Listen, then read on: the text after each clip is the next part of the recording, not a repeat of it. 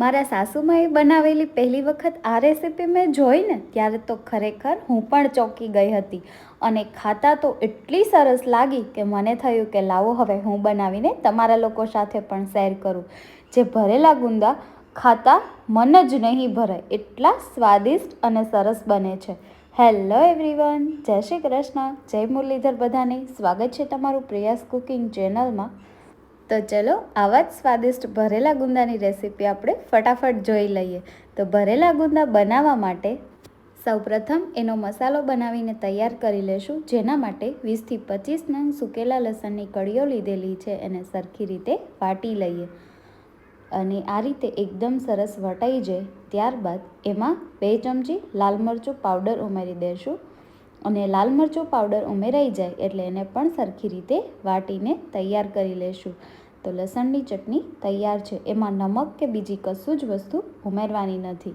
ત્યારબાદ એ વાટેલા લસણને અલગ એક વાસણમાં લઈ લઈએ. ત્યારબાદ 1.5 વાટકી ચણાનો લોટ અને એમાં સ્વાદ અનુસાર નમક ઉમેરી દઈએ. ત્યારબાદ નાની ચમચી અડધી ચમચી હળદર ઉમેરી દઈશું. હવે એ ઉમેર્યા બાદ એને સરખી રીતે એમાં મિક્સ કરી લેશું. ત્યારબાદ એમાં 3 ચમચી તેલ ઉમેરી દઈએ. તેલ ઉમેરાઈ જાય એટલે એને લોટમાં સરખી રીતે ઉમેરીને ગુંદા ભરવાનો મસાલો તૈયાર કરી લઈએ. તો હજુ સુધી તમે વિડીયો લાઇક ન કર્યો હોય તો વિડીયોને એક લાઇક કરી દો. ચેનલ પર પહેલી વાર હોય તો લાઇક અને સબસ્ક્રાઈબ કરી દો અને સાથે બેલ આઇકોન દબાવી દો, જેથી આવા દરેક વિડીયોની નોટિફિકેશન તમને તુરંત મળતી રહે. અને એક વખત ચેનલની વિઝિટ અવશ્ય કરજો. તો ગુંદા ભરવા માટેનો મસાલો સરસ એવો બનીને તૈયાર છે. હવે ગુંદાને મેં સ્વચ્છ પાણીથી ધોઈ લૂછી અને કોરા કરી લીધેલા હતા. ત્યારબાદ ગુંદાને આપણે આખા જ રાખવાના છે. તો એને ઉપરથી આ રીતે ફાડું કરી અને એની અંદર રહેલો ઠળિયાનો ભાગ કાઢી લેશું. અને ગુંદા ભરવા માટેનો જે મસાલો બનાવ્યો છે એને સરખી રીતે ગુંદામાં દબાવીને ભરતા જઈએ. તો બસ આ જ રીતે બનાવેલો મસાલો દરેક ગુંદામાં આપણે ભરી અને ગુંદા તૈયાર કરી લેશું.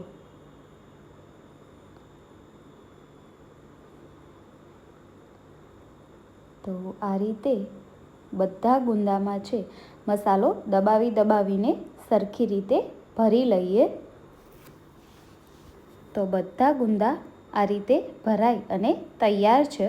ત્યારબાદ એક વાસણમાં આપણે 2 ચમચી જેટલું તેલ લઈ લઈએ અને એ ગરમ થઈ જાય એટલે ચપટી હિંગ અને ભરેલા જે ગુંદા છે એને ઉમેરી દઈશું. હવે ગુંદા ઉમેર્યા બાદ એને ચમચાના મદદ વડે નથી હલાવવાના, આ રીતે એને સરખી રીતે હલાવી લેશું અને 1 મિનિટ માટે એ જ રીતે સાંતળવા દેશું. ત્યારબાદ એને 2 મિનિટ માટે ઢાંકી અને રહેવા દેશું અને વચ્ચે વચ્ચે એને આ રીતે હલાવતા રહેશું. અને ગેસની ફ્લેમ બનીને તૈયાર ન થઈ જાય ત્યાં સુધી એકદમ સ્લો રાખવાની છે. તો એ રીતે 2 થી 3 મિનિટમાં વચ્ચે વચ્ચે હલાવતા જઈને આ રીતે ગુંદાને 5 થી 7 મિનિટ માટે પકાવવા દેશો એટલે ગુંદા પાકીને તૈયાર થઈ જશે. હવે એક વસ્તુ, જે લીંબુ છે ને એની ખટાશ અને ટેસ્ટ એટલો સરસ આપે છે કે ગુંદામાં જો ચીકાશ રહેલી હશે ને તો નીકળી જશે, પરંતુ એનું ખટાશપણું આ ગુંદામાં ખૂબ જ સરસ લાગે છે. તો અડધું ફાડું લીંબુ ઉમેરી દઈએ અને એને સરખી રીતે મિક્સ કરી દઈશું. અને એ થઈ જાય તો ગુંદા ઓલમોસ્ટ પાકીને તૈયાર છે, પરંતુ એને થોડા કડકડિયા થવા દઈએ, જે ખાવાની મજા ખૂબ જ આવે છે. તો એને 2 મિનિટ એ રીતે પાકવા દઈએ એટલે ગુંદા બનીને તૈયાર છે. તો હવે ગેસની ફ્લેમ બંધ કરી દઈએ અને એને ગરમા ગરમ સર્વ કરો. તો તમને આ ભરેલા ગુંદાની રેસીપી કેવી લાગી? શું તમે ક્યારેય આ રીતે ભરેલા ગુંદા બનાવ્યા છે કે નહીં? મેં તો પહેલી વાર જ મારા સાસુ પાસેથી જોઈ અને તમારી જોડે શેર કર્યા છે, જે મને ખૂબ જ સરસ લાગ્યા હતા.